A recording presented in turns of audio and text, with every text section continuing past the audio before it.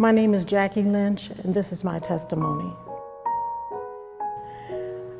Growing up with a father that abused alcohol, he would drink, and when he drank, he never would abuse us and never put his hands on us, but my mother got the most of the abuse. I wanted to escape.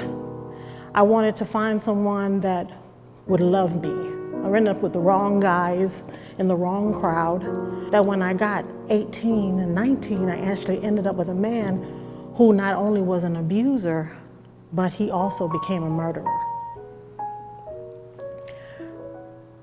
I had gotten pregnant by him and didn't know that he was married. He kept that from me. So when I ended up pregnant, my family didn't want anything to do with me. So I was out on the streets because my mom was like, "You're not gonna live under my roof, you gotta go." So I ended up moving in with him, and that's when the abuse really started. Because not only would he beat me daily and nightly, he would also bring in drugs. I would come home and find pots of cocaine, bags of stuff being put together right there in my living room.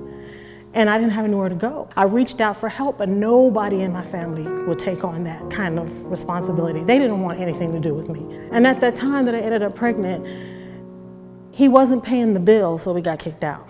So I was back on the street, pregnant. So I had to go live with friends and stay with friends that would have to explain to their family why I was there.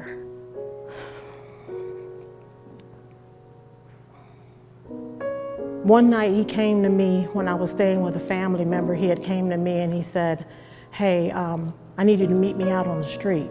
And I was like, "Well, what's going on?" He said, "I need you to meet me outside."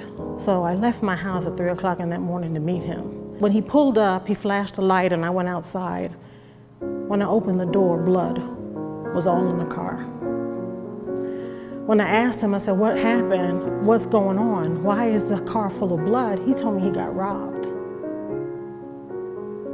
I didn't know that that night he had murdered his wife. I didn't know that he was married. He didn't tell me until I was hiding him for 3 whole days. We went from hotel to hotel here in Atlanta. It was on the news that they were looking for me, and I didn't even know what I had done. And at that time I was pregnant. He said to me, they found her body, and they're saying that I did it. At that point, I just said, you know what, my life is over. I don't have a life. And basically, I didn't want to live no more. I didn't. I told him, I said, you have to turn yourself in. You have to. I can't do this. The 3rd hotel that we stayed at, the FBI came and picked him up and took him to jail. And that's when my healing process began. Because I was saying to myself, hey, well, maybe if I drank and maybe if I took drugs, maybe this will all go away from me. Maybe I would just completely just, forget about all of this stuff that I've been through and just kind of like get into my own world. But I said, no, God wouldn't let me do that. God kept talking to me, hey, we're going to turn this around. We're going to turn this around. Your life is going to be turned around. And that's what happened. The healing process started. And it was hard. It was hard.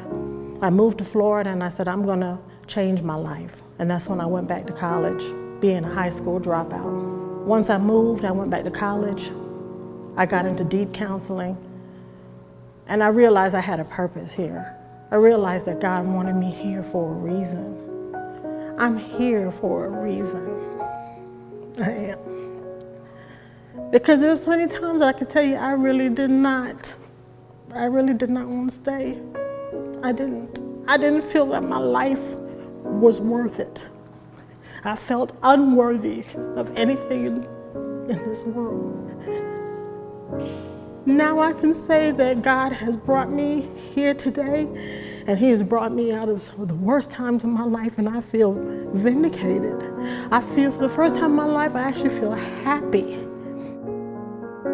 It makes me feel that there's nothing in this world that you cannot accomplish, and you can only accomplish it with God. I had to learn He is a jealous God. He wants all your attention. He wants you for Himself.